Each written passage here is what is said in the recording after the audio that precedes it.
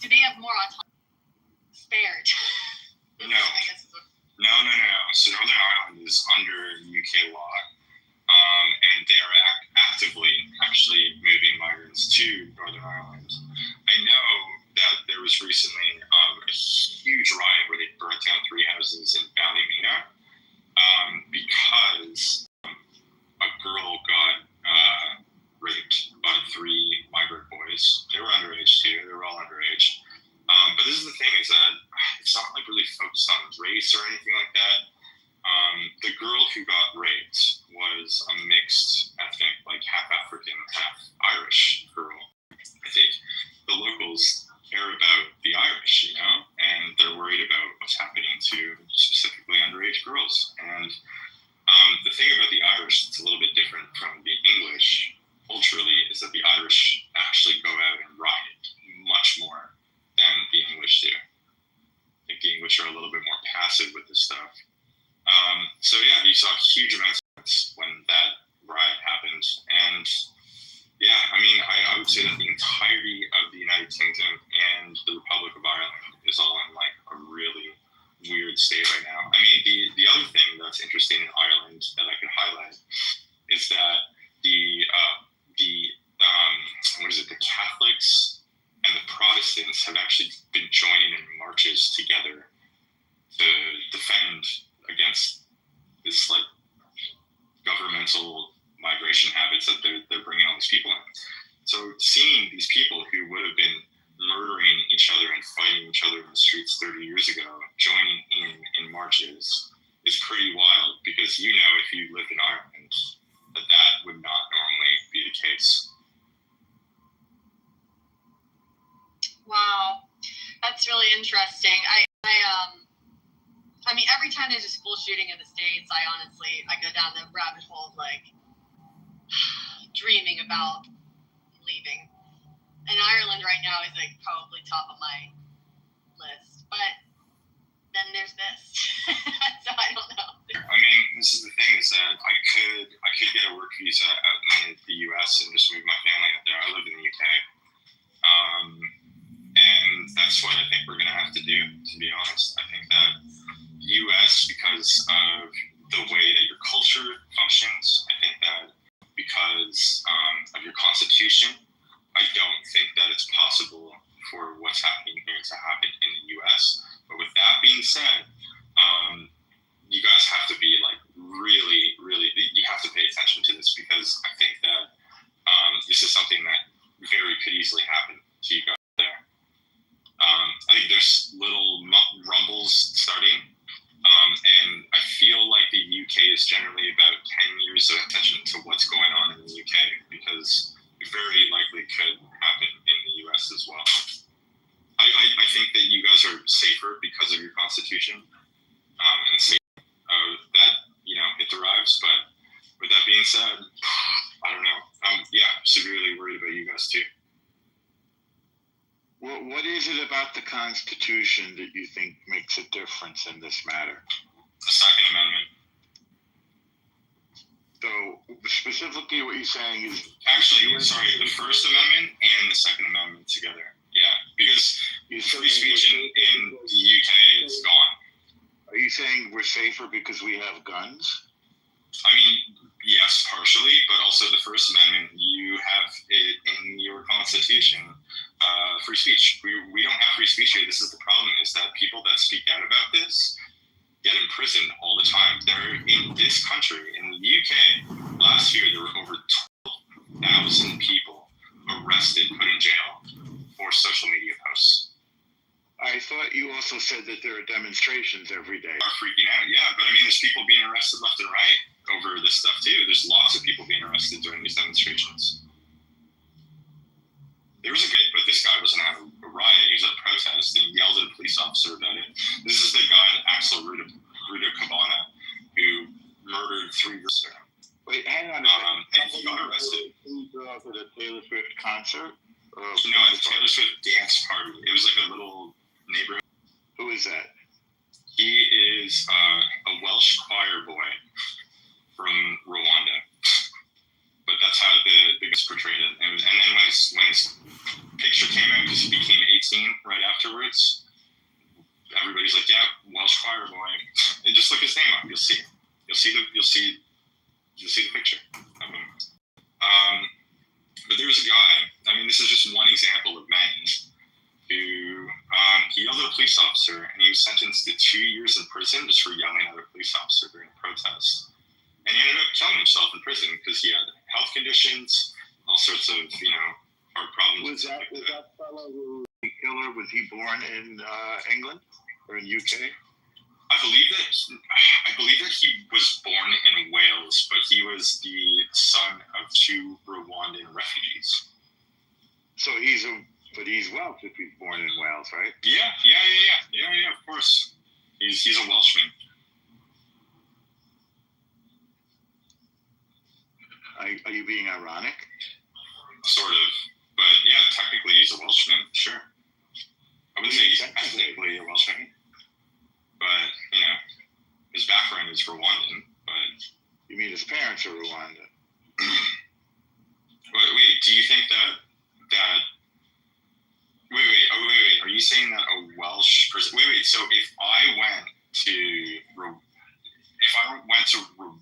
No, do you know what? If I went to China and I had a child there with my wife who were both not Chinese, would you say that I have a Chinese child? I cannot speak to China. I can speak to America because I'm American. Yeah, I mean, do you know what? America is a bit different because America is like a few hundred years old, and I actually think that, becoming an American is actually like a really great thing. But, I mean, like the English and the Welsh and the Scots have like a, 2,000-year history. So, I mean, it would be sort of like in the, years. You could look up Wales. I understand that, but you seem to be resentful, basically, that they called a black guy Welsh because he was black. They called him a Welsh choir boy. They called him a Welsh choir boy in the news, which is bizarre. Well, they were being ironic again. After killing 3 girls and stabbing 8 others. It's meant to be lurid. It's meant to be tabloid. Okay, if he's going to be our national news presenter and be a tabloid, then I don't think that they should be getting public funding then. Why?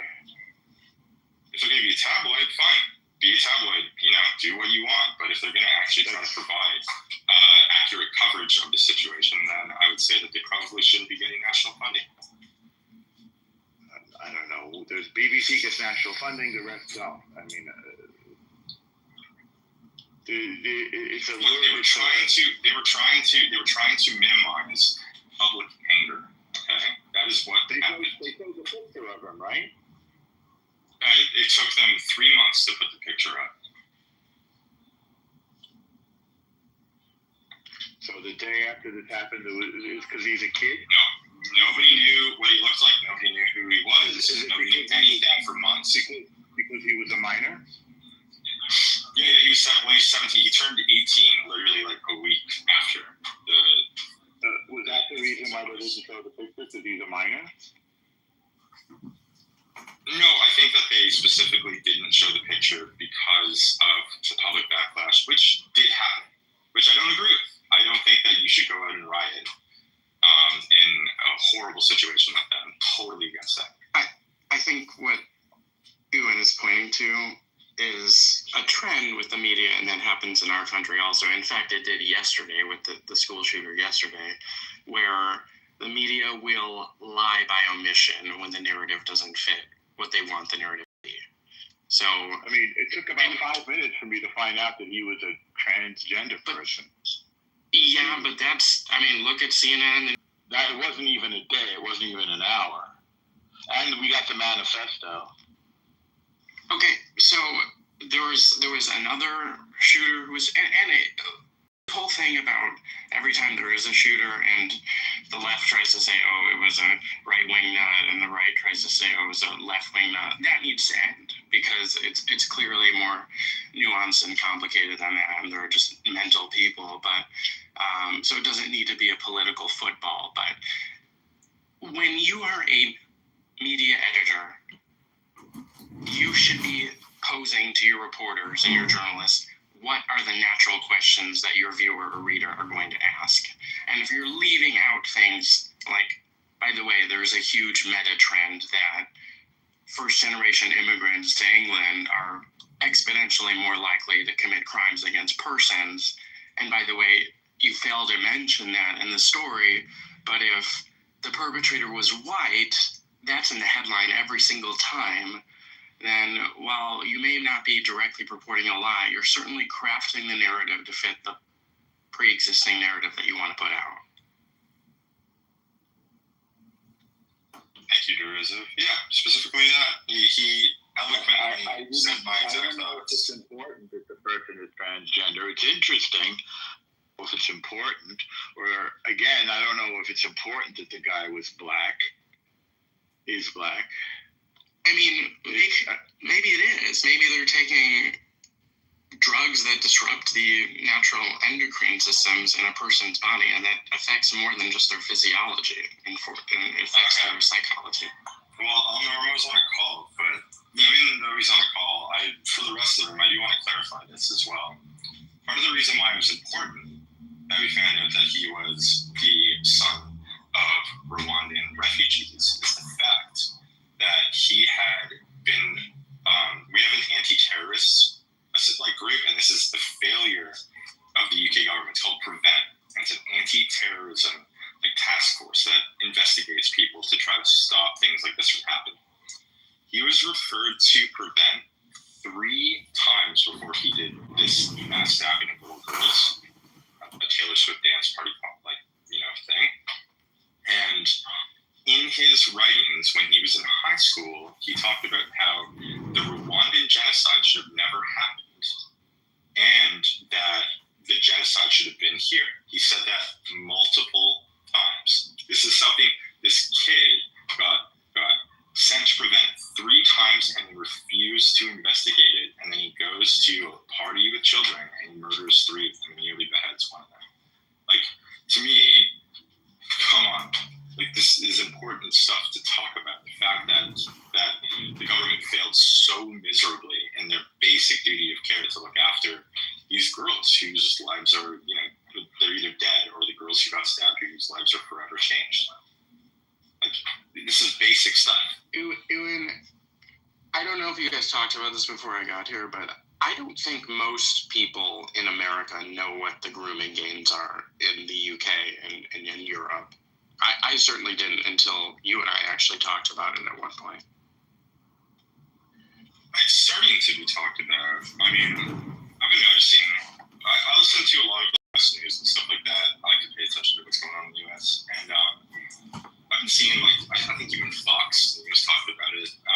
But I'm starting to know that there's a lot of people that still need to be sort of educated on it. But I really, really think that the microscope is starting to be put on the UK here.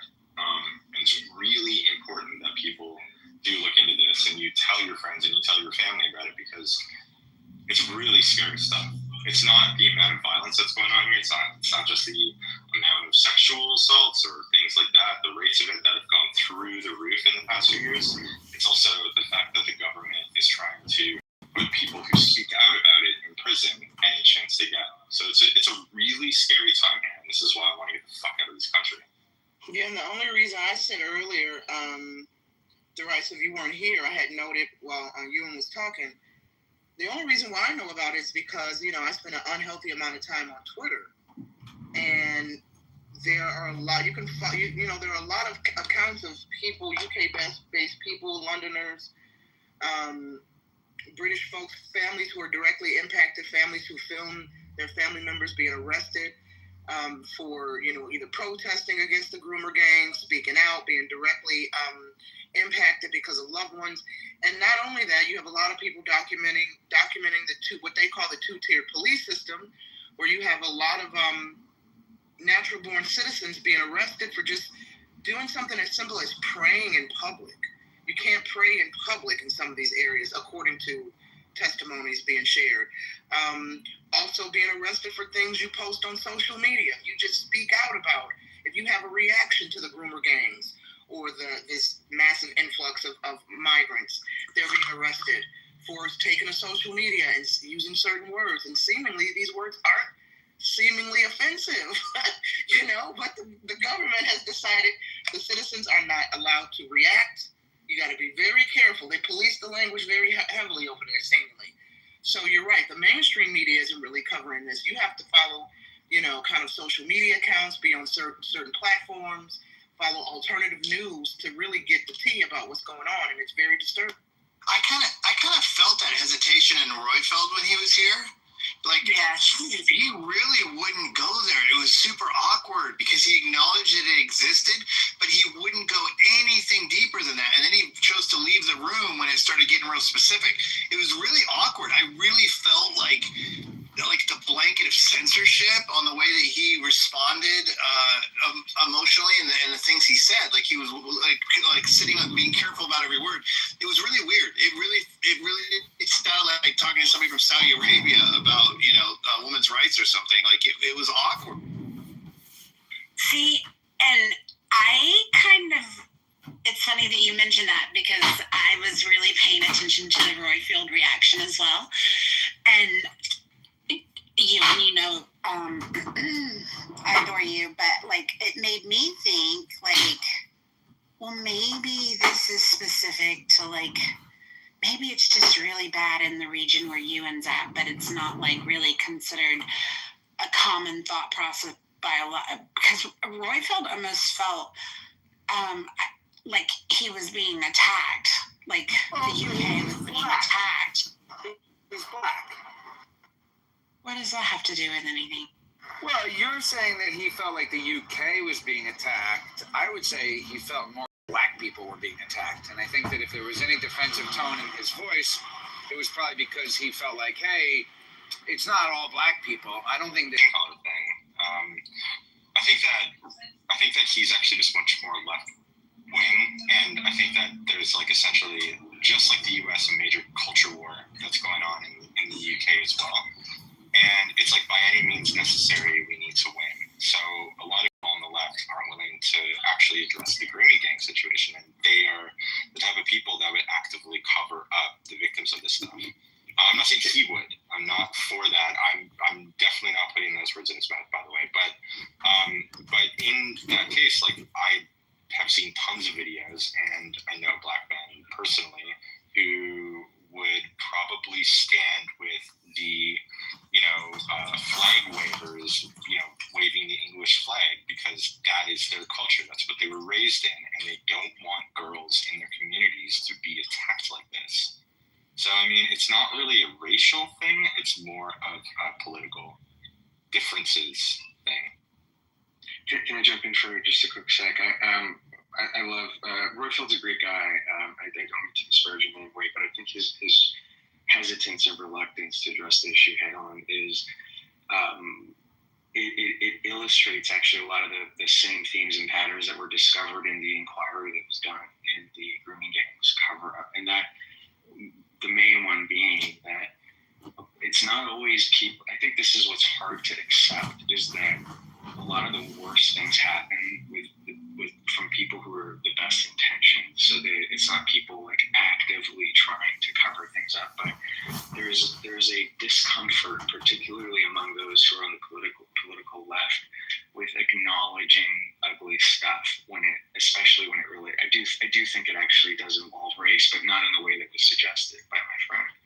I think the way it involves race is anytime there are patterns that emerge, people particularly on the left are extremely uncomfortable with acknowledging it. And I just want to really quickly read some of the key findings from the report from that grooming gang.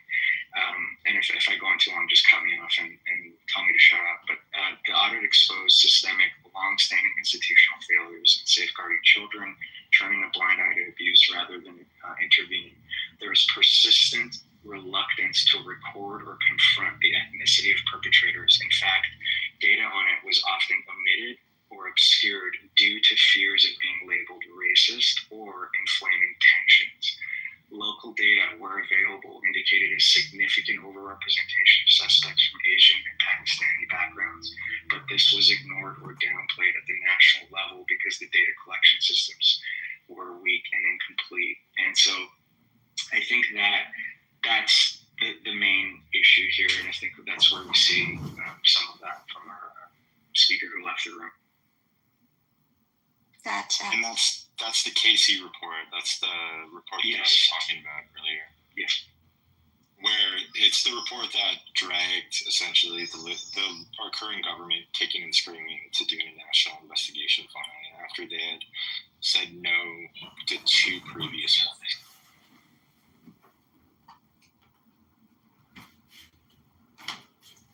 And even I commented in the chat on the knife girl. I know we're talking about 2 different places. Grooming gangs primarily being in the UK and the knife wielding girl in Dundee, Scotland. My only point about that, Johan, is I did a little bit of digging into it, and it looks like the guy who's recording the video, who's allegedly this migrant who was going after young girls, he was with his wife at the time. Apparently, reports are he was the one doing the recording. In my experience, the guys going around scouting, cruising for young girls usually aren't the ones who are pulling out their phones and doing the recording. All I was saying there is that story and that image of that girl holding the knife went so viral so fast. Everyone superimposed their narrative that they wanted to be true on her, by the way, including myself initially. And I just think it's important to peel one layer back of the onion before we go too crazy with each story, because if we do that, it actually risks, and the facts turn out to be different, it actually risks undermining the real legitimate issues like the grooming gang story that we're discussing. AJ, okay, so respectfully, I agree with you pretty much entirely. I agree that we have to wait for more information to come out with this, but there are 2 different sides going on at the same time, right? So I did do digging as well. Yeah, 2 sides for sure. And so one of the girls' moms made a statement out to people saying that there was actually 3 girls involved. That man did go up to one of them and like sexually touched her or really? Came onto her or something. Yeah, and this is like the mom's statement or whatever. And that this had happened to them multiple times, hence why the girl was carrying the weapons. And that the 3rd girl actually had gone to call the police. And that's why she's not in the video. But there were 3 girls involved in the entirety of it. Okay. And the girl who didn't have the knife and axe actually ended up in the hospital with a concussion and a major bump on her head because the guy physically attacked her. Interesting. There's a hospital report that comes out. No, fair enough. And by the way, I'm not challenging it. I'm not challenging it. I actually don't have my mind made up on the story. So that's interesting. I didn't know that information. Thanks for sharing that. But I think you and I would both agree that most people are not doing the digging you and I are doing on this, and they see that knife out and they get really excited because it's like a great way to advance the narrative. And I just worry about that sometimes because it can actually end up undermining. But in this case, it might just be the case. I didn't have those facts, so thanks. Yeah, I think having the facts is. Oh, sorry, you go, Sarah, David. Well, I was just going to say, I think that is one thing that Republicans tend to be really bad about, more so than Democrats, is we don't necessarily get all the facts before we express our fake outrage, you know. And so I do. I just wanted to know. I think that's an important point because I see it way more so in the Republican Party than I do the Democrat. Yeah, I just wanted to say as well with the girl with the knife and the axe. I think like part of the reason it went so viral in the UK because everybody in the UK is obviously talking about it too. And there's like people that stream and talk about politics here that I listen to and follow. I think the reason why it went so viral is the fact that the overall message that little girls are carrying around knives and axes to protect themselves because the police won't do anything for them is sort of the overall message that's being spread. That's like the issue at hand, is that they don't feel safe, especially working class girls. If they're coming from working class backgrounds, They don't feel safe because the police will not respond to their pleas for help. And that's like what made everybody in the UK just like livid at that story. Well, and honestly, this was just a tactic to shut Jarl down in the chat, which it did work because it appears as though he has left our presence. But he made the statement in chat that the murderers way more children than being raped in the UK. And just out of curiosity, because I enjoy challenging Jarl, I looked up the statistics, and the 2021 statistics for U.S. children murdered was just under 2,000. I think it was 1,750 or something. If I'm being liberal with that number, and I say, let's say on average, 2,000 children a year are murdered in the U.S., the statistics on rape in the UK for minors is 60,000 over the course of I think 5 years. So even if I said that same 5-year period, 10,000 U.S. children murdered, he was grossly wrong. So I think that says. I'm seeing a trend about him being grossly wrong. Statistics. I would say he's grossly wrong per capita. Yes, per capita. Per capita. Of course, we're all the ones that apparently don't understand what per capita means, but, you know, he's grossly wrong on it.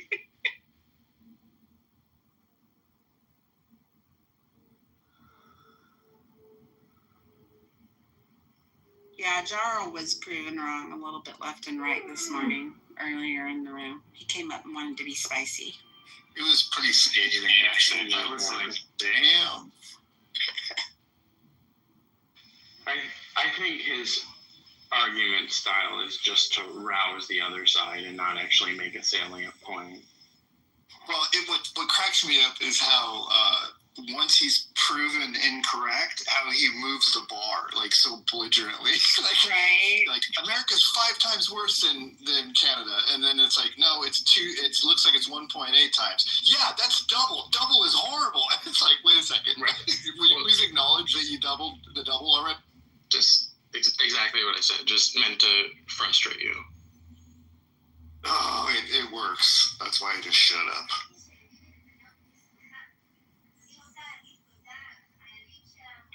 I think what I wish the Royfields of the world would understand is by continuing to refuse to acknowledge the elephant in the room, which is mainly there are significant cultural issues at play here.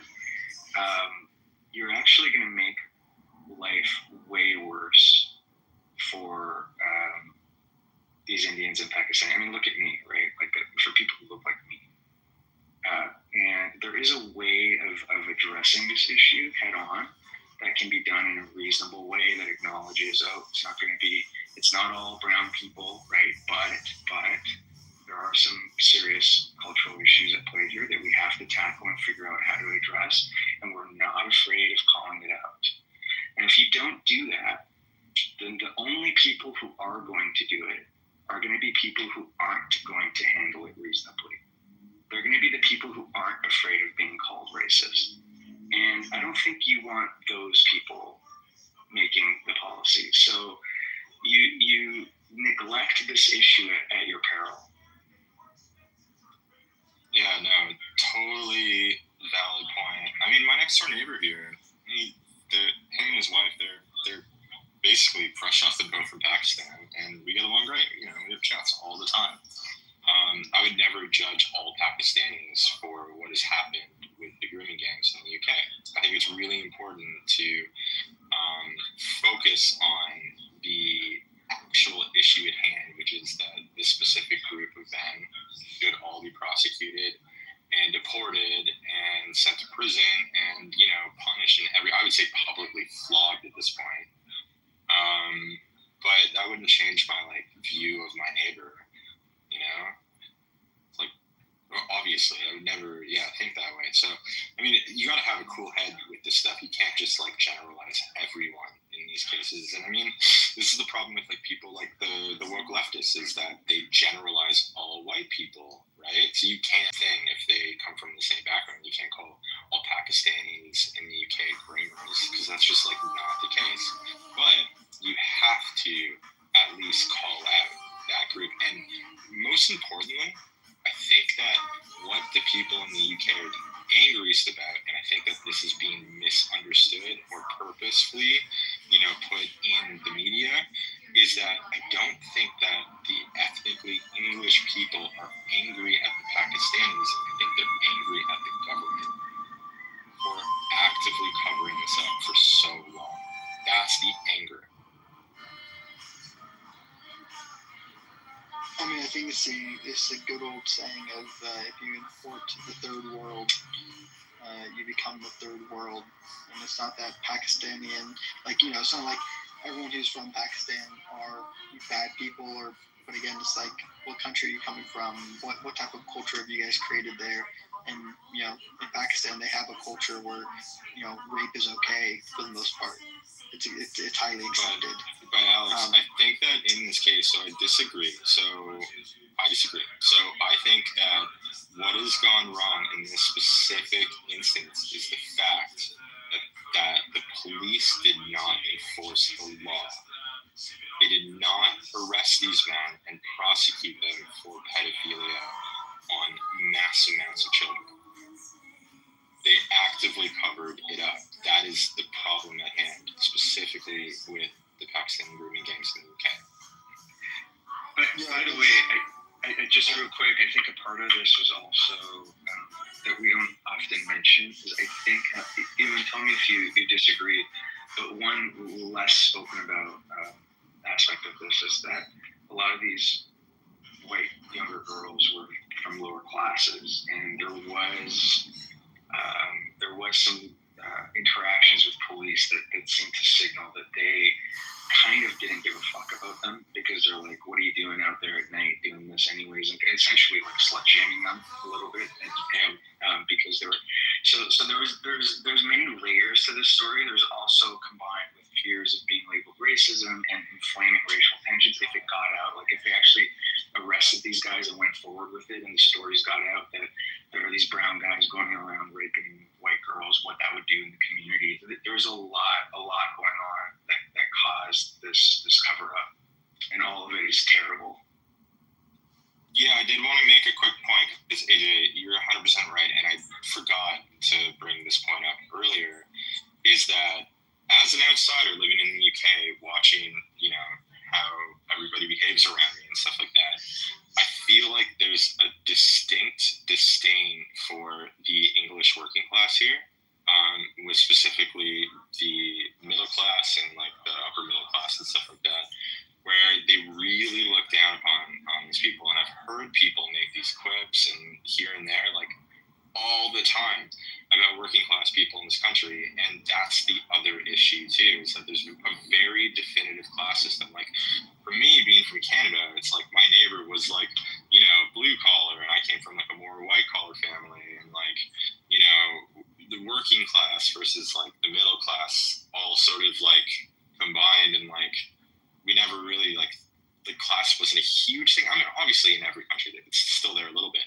but in the UK it's very distinct. And I think that a huge issue with the grooming gangs is the fact that most of the victims were working class girls. So yeah, 100% correct on. Apparently they were working class from troubled backgrounds who were perhaps already in the social services system, perhaps missing one parent or even both parents, also possibly with drug problems and so forth. I'm reading about this now.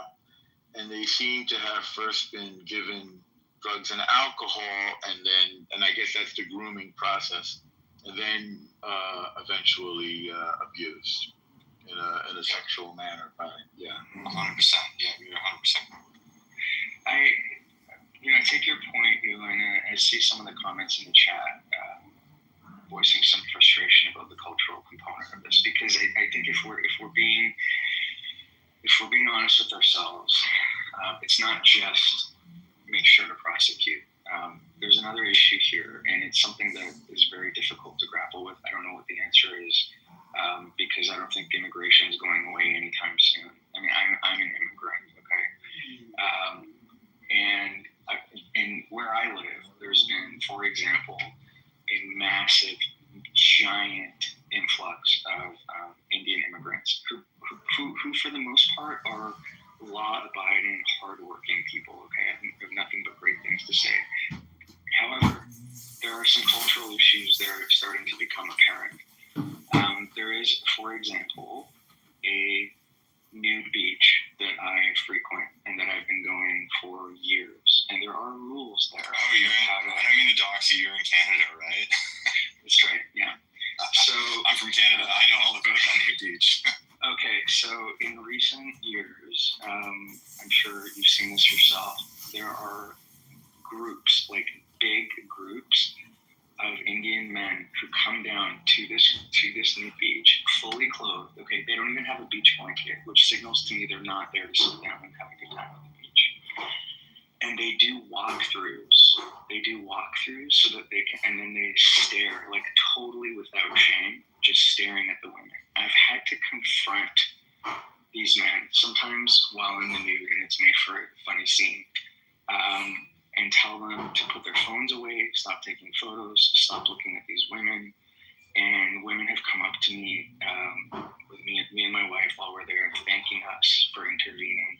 It's getting really bad, and part of it's like not even their fault. Like they're just from a completely different world. Like imagine you come from a world like that, and then you walk into a beach and there's like all these new women just laying around.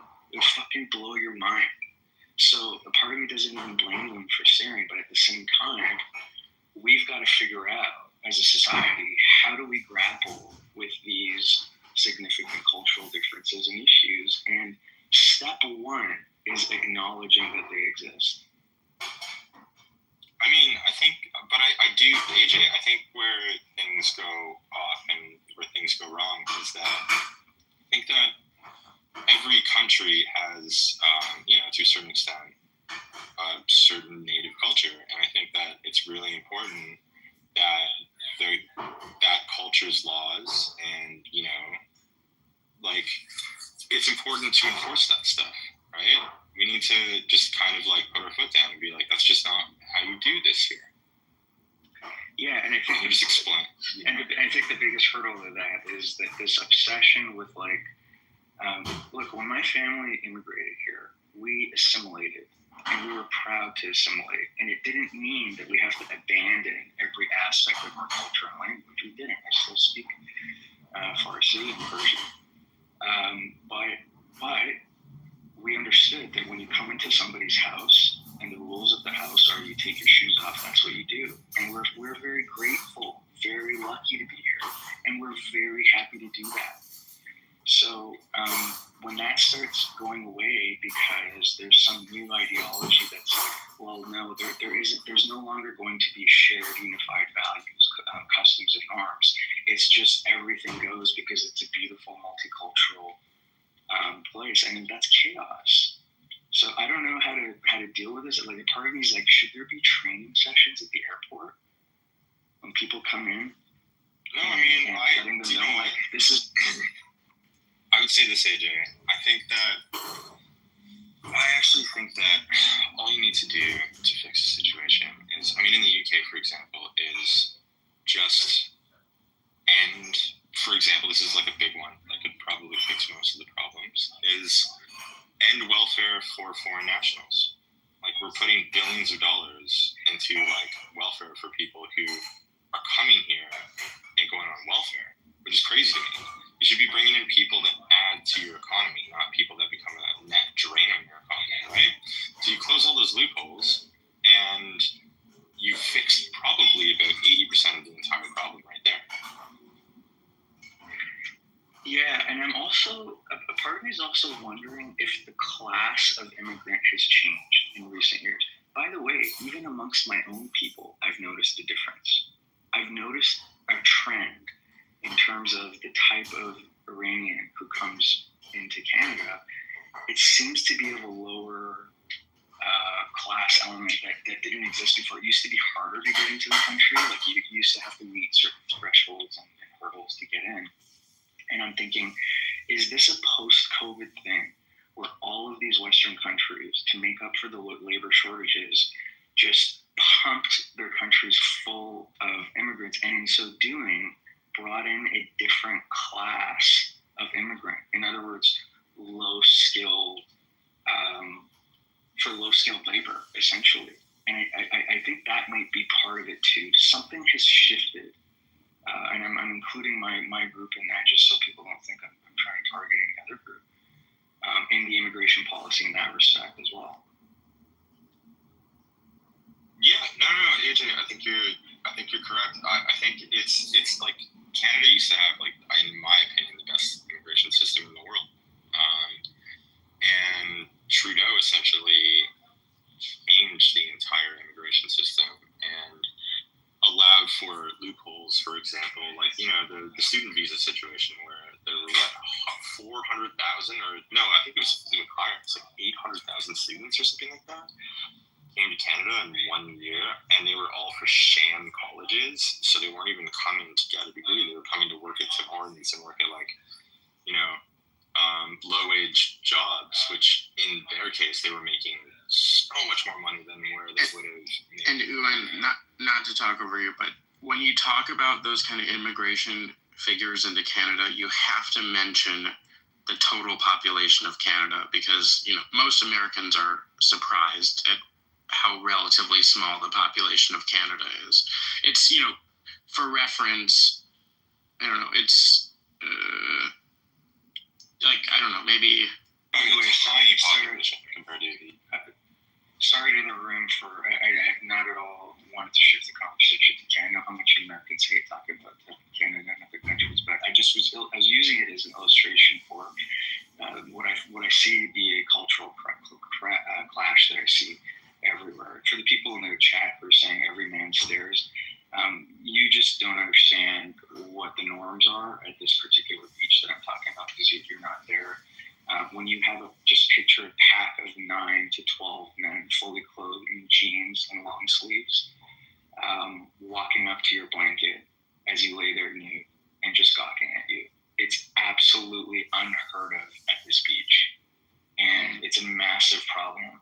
And it requires guys like me to unfortunately have to get up and police it to keep it under control, where I wish there'd be some other kind of enforcement mechanism for this kind of thing. I just don't know how to grapple with it, because you know what? Most people don't do what I do. Most people just keep their head down, especially white people, because they're so afraid of being called racist. And that's kind of why I feel more of an obligation to stand up, because I know the white people are scared to do it.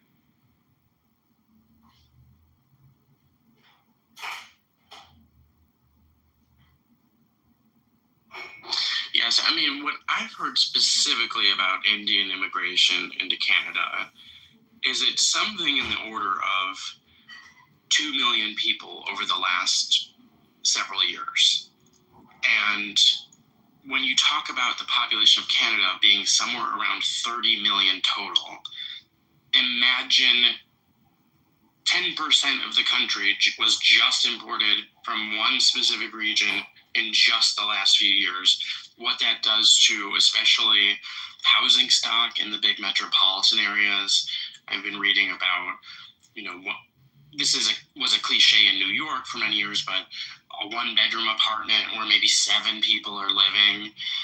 And, you know, when you talk about sort of, to be crude, the horny Indian boys who are going to the nude beaches to ogle women, like, they may be just, this is true in India also, just young men. They have no privacy to themselves because they're in such overcrowded housing conditions. They're just fucking young and horny. And there was nothing like that in their society. And they can just go and sort of, you know, get their jollies by just ogling women on the beach. And it's definitely a cultural clash at best, and and I'm also jealous because there are no nude beaches in my state. I know there are some in the U.S., but as a someone who respects the work of Dr. Jack Cruz, I wish I could sun my nether regions, but I don't have any private outdoor space. I live in a condo community. Yeah, it's been a 326% increase as of the most recent numbers I have is 2023. It's only gone up since then. Increase what? Where? In terms of the migrant population, annual immigration trends from India in Canada. So I think permanent residents, it was like 32,000 in 2013, and then it went up to 139,000 in 2023. Projected growth, it just keeps going up, 148,000, more than 4 times. They're saying that it's too risky to go out because, like, you don't know what's going to happen. You don't know who's going to be pulled in. That's the issue. Like, it's not that. Trump said permanent residents aren't allowed to leave the country, right? That's fucking insane. Yeah, it is kind of a. I don't know if he said that, but I'm just saying what my lawyer told me. My lawyer was like, hey, we recommend not leaving the country for a little bit. So just so that until you get a citizenship and then you can, like, go ahead. Not just conservatives, but Republicans, MAGA Republicans, crying because, I shouldn't say that, that's too pejorative. I'm fascinated by their outcry because a person was fired by his employer for behaving in a way. Resigned. Oh, I'm sorry. Julio said that he was pressured to resign. It was under duress. That this person experienced consequences for behavior that he participated in online, things that he said online.